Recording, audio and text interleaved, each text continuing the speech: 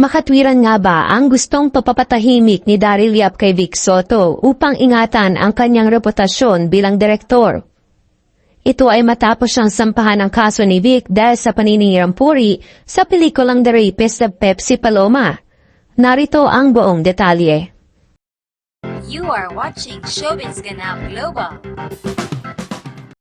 Humiling ang filmmaker na si Daryl Yap ng gag order mula sa Muntinlupa City Regional Trial Court Branch 205 upang pigilan ang kampo ng veteranong aktor at host na si Vic Soto na pag-usapan ang anumang detalye tungkol sa kasong kinasasangkutan ng controversial na pelikula ni Yap na The Rapist of Pepsi Paloma.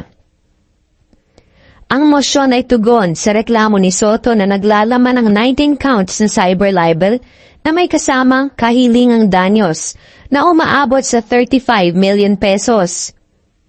Ang alitan ay nagsimula sa isang teaser na inilabas noong January 1, 2025 para sa pelikula ni Yap na umano'y naglalaman ng mapanirang pahayag tungkol kay Vic Soto na kinakabit siya sa yumaong sexiest star ng dekada 80 na si Pepsi Paloma.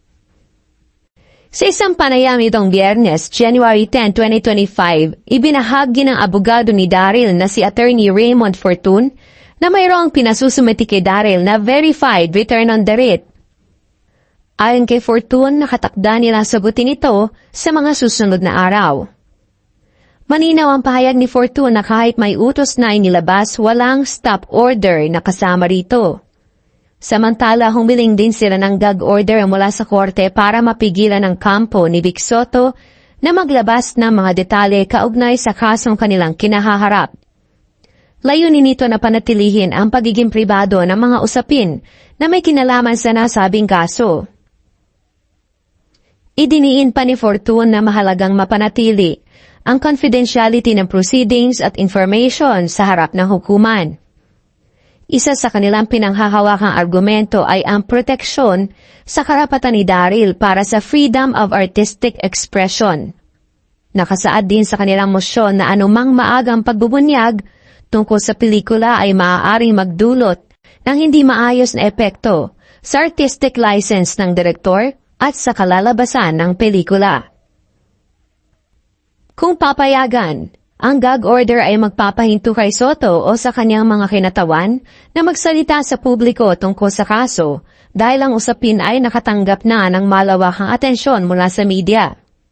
Binanggit naman ng kampo ni Yap na ito ay ayon sa sub judice rule na nagbabawas sa publiko na magkomento sa mga kasong may kasalukuyang paglilitis.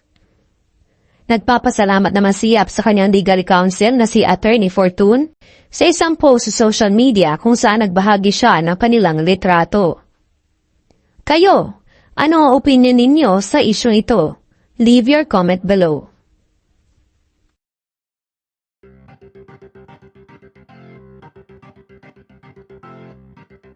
Don't forget to subscribe and click the notification bell for more Showbiz Ganap Global updates.